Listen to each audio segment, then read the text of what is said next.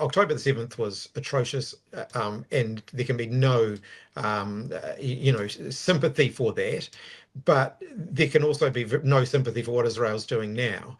And, I was raised on that basic value: two wrongs don't make a right. And what Israel's doing is far, far more serious, if anything. It is just wrong. I think it's really important for us all to understand and remember that what you're saying is right, Chris, that what's happening now, is a genocide. But actually, I don't have the timeline in front of me, but on day 2 or October the 10th or October the 12th or whatever, when Israel bombed their first hospital or forced citizens to move south because they were about to bomb an apartment building, that was too far because they're war crimes, right? Under the Geneva Convention, so that's not defending yourself either. So I think it's really important that we all remember that it hasn't got to a point of being too far. Pretty much the first incursion that Israel went into Gaza to bomb a hospital or an apartment building, that was too far as well on day 2, 3, 4, 5, whatever it is. You know what I mean?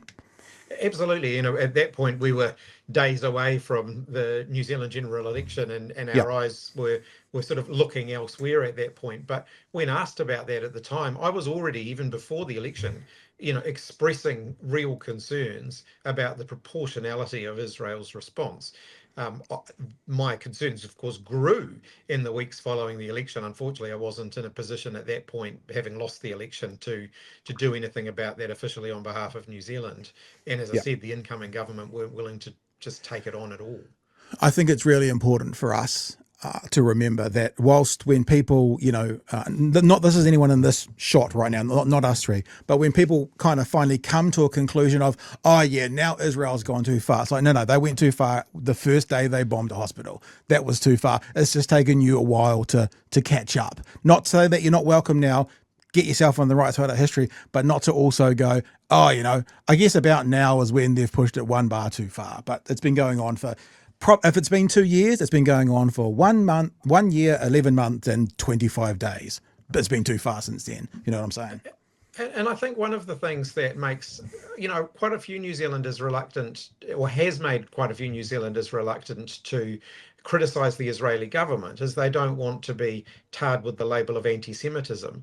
And I think it's really important to be clear here that criticism of the Israeli government is not criticism of all Jewish people, any more than criticism of the American government is criticism of all Christian people. Yeah. The reality here is there are a lot of Jewish people around the world who are quite horrified by what the Israeli government have been doing. And I think I do think it's important that we draw that distinction. Anti-Semitism is never acceptable, and it does trouble me that we've seen a rise in anti-Semitism in New Zealand as a result of this. It's not okay to be attacking Jewish people because of the actions of the Israeli government.